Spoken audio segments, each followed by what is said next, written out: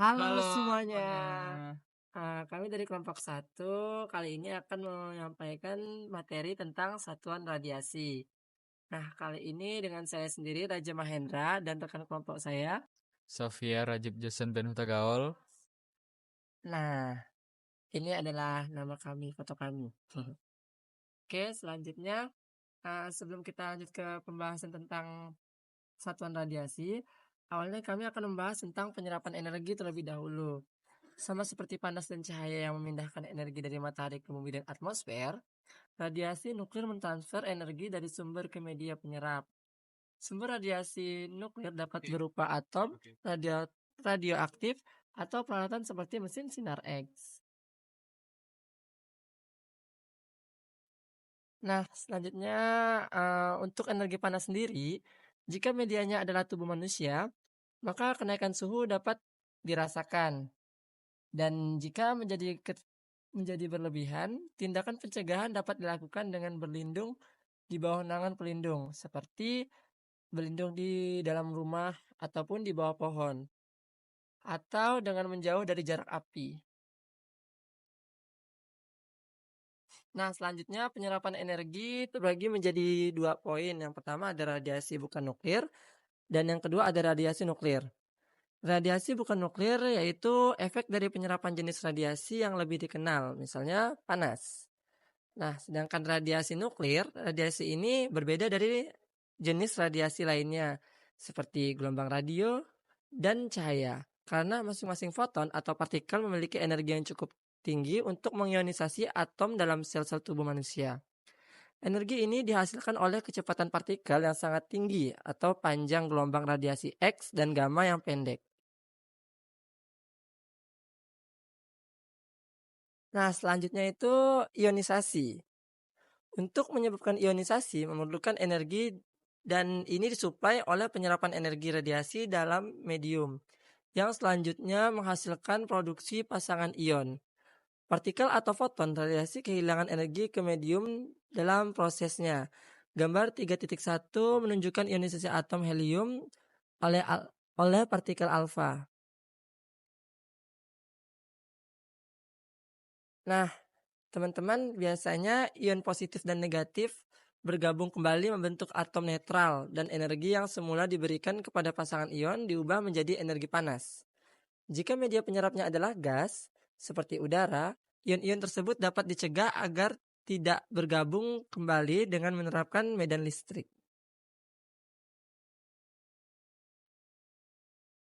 Nah, seperti yang telah disebutkan, ionisasi gas menyediakan sarana untuk mendeteksi radiasi dan satuan radiasi. Pertama yang banyak digunakan adalah ronsen. Didasarkan pada efek pengionan radiasi X dan gamma pada udara, satuan ini mempunyai beberapa keterbatasan sehingga dua satuan selanjutnya, rad dan rem, diperkenalkan. Kemudian kedua satuan ini dalam satuan SI Sistem Internasional diganti dengan satuan Gray dan Sievert. Gray dan Sievert telah disetujui oleh International Commission on Radiation Units and Measurement atau ICRU dan digunakan oleh International Commission on Radiological Protection atau ICRP. Namun, satuan lama, rad dan rem masih digunakan di beberapa negara. Oke, selanjutnya adalah dosis serapan. Dosis serapan adalah ukuran pengendapan energi dalam media apapun oleh jenis radiasi pengionan apapun. Satuan dosis serap dalam satuan SI adalah Gray dan didefinisikan sebagai pengendapan energi 1 Joule per kilogram dengan persamaan berikut. Saat membahas dosis serapan, penting untuk menentukan media penyerap, misalnya udara, air, atau jaringan. Karena laju pengendapan energi sangat bervariasi antar media yang berbeda. Selanjutnya, dosis ekuivalen. Satuan dosis ekuivalen dalam satuan SI adalah Sievert yang dihubungkan dengan Gray sebagai berikut. Nilai faktor pembobotan radiasi WR ternyata bergantung pada densitas ionisasi yang disebabkan oleh radiasi. Oke, selanjutnya adalah dosis efektif akan disampaikan oleh rekan kerja saya. Oke, sebelumnya saya kembali ke bagian sini. Ini adalah ringkasan nilai faktor pembuatan radiasi. Bisa dilihat bahwa jenis radiasi akan bergantung pada faktor pembuatan radiasinya. Kita kita bisa lihat bahwa partikel alfa sendiri memiliki faktor pembobotan yang paling besar yaitu 20, dan sinar X, sinar gambaran elektron, memiliki pembobotan radiasi yang paling rendah yaitu 1. Selanjutnya saya akan membahas tentang dosis efektif. Untuk menghadapi situasi yang sangat umum di mana tubuh tidak terpapar secara seragam, konsep lain diperlukan untuk membantu menggabungkan efek paparan berbagai organ tubuh untuk memberikan ukuran keseluruhan kerugian. Ini disebut dosis efektif. Dan diperoleh dengan menjumlahkan dosis setara untuk semua jaringan dan organ tubuh dikalikan dengan faktor pembobotan WT untuk setiap jaringan atau organ. Berikut rumus yang dapat dipakai. Kesimpulan sementara yaitu adalah dosis serapan hanya energi yang diserap tanpa memperhitungkan jenis atau efek radiasinya. Lalu ada dosis setara, itu memperhitungkan jenis radiasi dan efek biologisnya. Setelah itu dosis efektif memperhitungkan efek radiasi pada organ tubuh yang berbeda. Next. Subkelipatan. Jadi subkelipatan ini adalah konsep yang penting dalam dalam konsep satuan radiasi, karena radiasi yang kita misalkan kena itu dosisnya itu sangat rendah. Jadi konsep subkelipatan ini sangat diperlukan. Jadi misalkan 1 gray itu sama dengan 1000 miligray atau sama dengan 1 juta mikrogray. Begitu juga dengan sievert. Next. Oke, next. Oke. Selanjutnya kami akan membahas tentang konsep laju dosis. Gray dan sievert adalah unit yang mengekspresikan sejumlah radiasi yang mungkin telah diterima selama periode waktu tertentu. Oke, dalam mengendalikan bahaya radiasi, biasanya perlu untuk mengetahui tingkat di mana radiasi diterima. Hubungan antara dosis, laju dosis, dan waktu adalah dosis sama dengan laju dosis dikalikan sama waktu. Jadi, misalnya jika ada seseorang yang bekerja di suatu daerah selama 2 jam dan menerima dosis 80 mikrosievert, maka tingkat dosis di daerah itu adalah 40 mikrosievert per jam. Demikian pula laju dosis yang diserap dinyatakan dalam gray per jam. Selanjutnya adalah konsep flux. Flux pada jarak R adalah jumlah neutron per detik yang melewati area seluas 1 meter persegi. Karena neutron dipancarkan secara seragam ke segala arah, flux pada jarak R adalah jumlah neutron yang dipancarkan per detik dibagi dengan luas bola jari-jari. Area ini adalah 4 pi r kuadrat, sehingga flux diberikan oleh, nah flux ini persamaannya sama dengan flux ini ya, flux listrik yang ada di mata kuliah listrik magnet. Bisa dilihat. Next. Nah, ini adalah konsep flux. Jadi, misalkan kita punya ya bayangan apa namanya, lingkaran bola bayangan. Jadi di luasan bola itu pasti memiliki neutron yang lewat pada luasan 1 meter persegi. Next. Hubungan satuan. Dosis serapan mengekspresikan energi yang diserap pada 1 kg medium. 1 gray sama dengan 1 joule per kilogram. Dosis setara mengekspresikan kerusakan biologis pada sebuah jaringan. Dan dosis efektif mengekspresikan kerusakan biologis pada seorang individu. Next. Oke. Simbol radiasi internasional. Simbol radiasi pengion yang telah lama ditetapkan dan disepakati secara internasional adalah simbol trefoil seperti pada gambar 35 yang ditunjukkan. Oke. Simbol ini digunakan pada barang yang mengandung bahan radioaktif dan sebagai tanda peringatan di pintu masuk di daerah ke daerah di mana ada bahaya radiologi yang signifikan.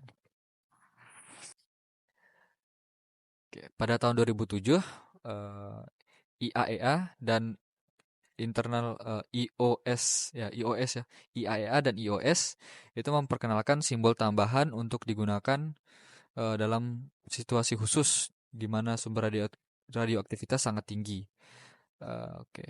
Simbolnya bisa dilihat pada gambar 3.6. Simbol ini dimaksudkan untuk digunakan pada wadah sumber aktivitas yang sangat tinggi seperti pada iradiator makanan, peralatan radiografi industri, dan peralatan teleterapi untuk pengobatan kanker. Oke, untuk lebih lanjut bisa dilihat di bab 15, bab 16. Simbol baru ini tidak boleh digunakan pada paket transportasi atau di titik akses ke area yang dikendalikan radiasi.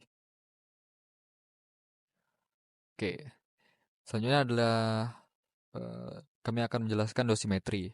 Jadi di dosimetri itu adalah salah satu cabang ilmu yang secara kuantitatif berupaya untuk menentukan jumlah energi yang mengendap pada suatu bahan tertentu oleh radiasi pengion.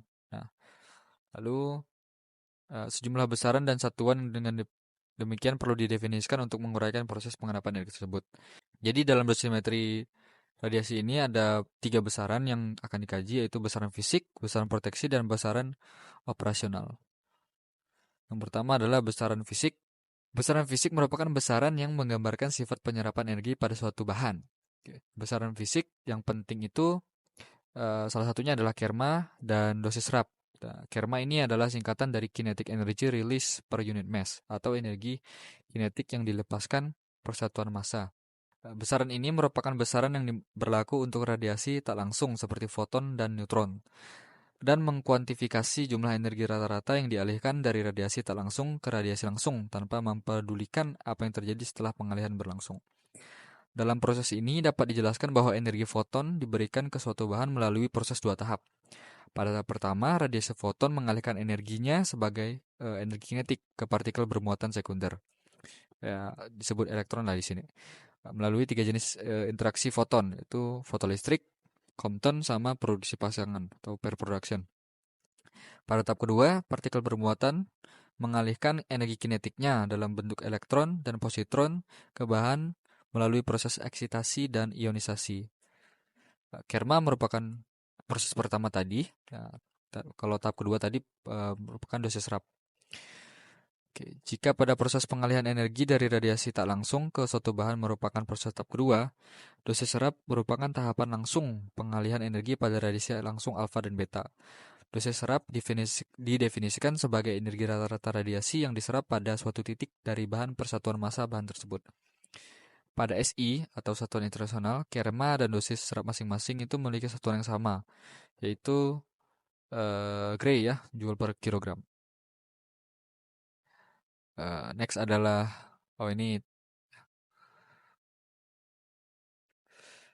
besaran proteksi. Nah, besaran proteksi ini sebenarnya udah dijelaskan sebelumnya tadi ya.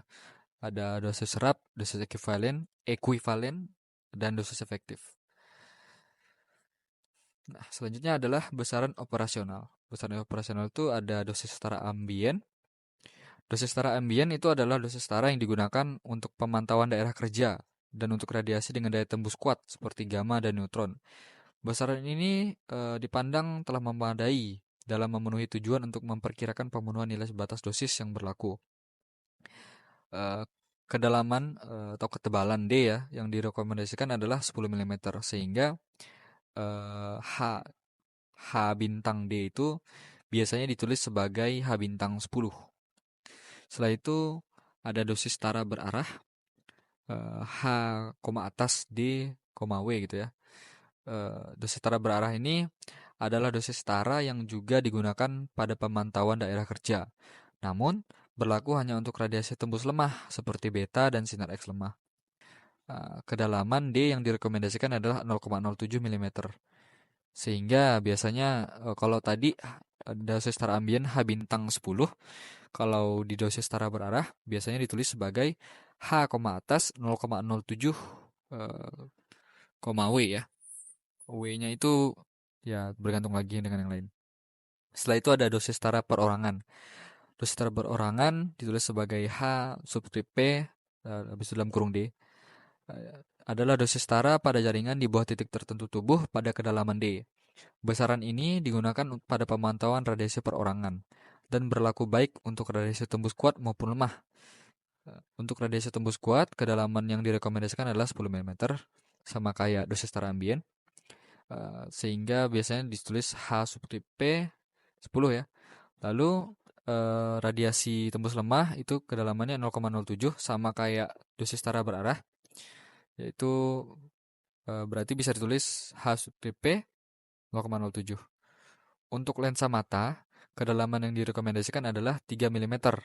Sehingga ya bisa tulis H sub dp dalam kurung 3. Penempatan alat ukur untuk H sub dp yang 3 ini sangat penting terutama dalam kaitannya dengan pengukuran dosis pada lensa mata yang dapat diterima oleh pekerja medik pada pemeriksaan fluoroskopi dan atau intervensional. Baik, terima kasih. Oke, sekian pemaparan dari kelompok kami. Terima kasih. Dadah.